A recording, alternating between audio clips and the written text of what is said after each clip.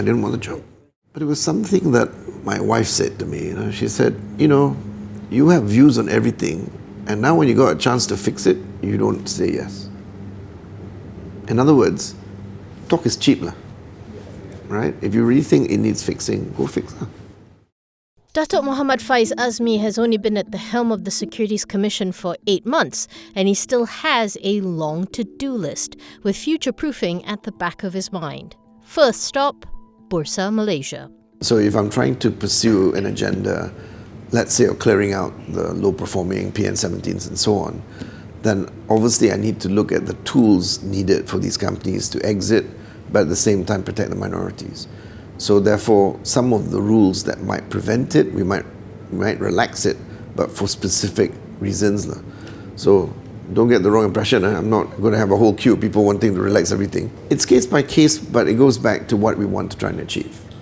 If I want to try and bring down, let's say, 100 companies to zero on the market over a 2-3 year period, then I have to look and see what is it that they need to do to be able to achieve that. Some of it might be RTO, which is selling it to a bigger company. Some of it might be just winding up. What do they think they want to do? And then we'll see whether our rules can accommodate. I'm actually doing this because I want to improve the quality of earnings that's coming out of this. What value are they giving the market? Because the whole purpose of a company is to make profit. And the whole purpose of profit is to pay dividend. If you haven't been doing it for the last 3 years, then the question is why you even listed. His views on how the market will look like in the coming decades will be revealed when the SC announces the Capital Market Master Plan 4, which is due to be launched later this year. But it brings up the question of whether SC's funds are enough to get them there.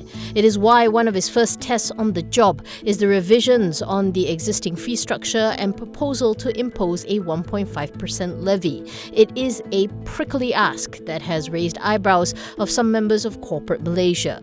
Mohammad Faiz counter is that the fee structure has remained unchanged since 1993, and given the many plans he has for the SC, a higher fee is now necessary. And be very clear, we're not asking for government money, because I get that the people that we are helping are not B40. Essentially, it's the M40 upwards. So it should be that people who gain benefit should contribute. So my point is, it's not equitable to just expect people doing transactions and shares to bear the burden of the cost of having a fair and orderly market. And to be fair, most of the people I've talked to understand that, but they all want to make sure that they don't pay so much. So that's why there are certain principles. That's why it's taken so long, right? It started when my predecessor told everyone we made 108 million loss. So of course, you guys wrote, must be spending too much money, SC.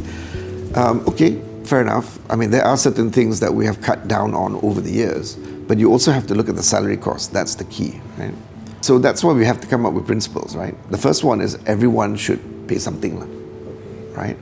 The second one is that we are willing on a negotiated basis to spread it over time rather than do it all on day one, right? The third one is that we are willing to even put in caps where we think maybe it's a bit excessive. From fees to cleaning up companies, this former auditor definitely has a momentous task in front of him. But as he puts it, nobody wants to trade in a market where they don't feel safe or protected. So I'm not guaranteeing returns, right? That's not my business. But I will make sure that you're not cheated or people are not lying to you.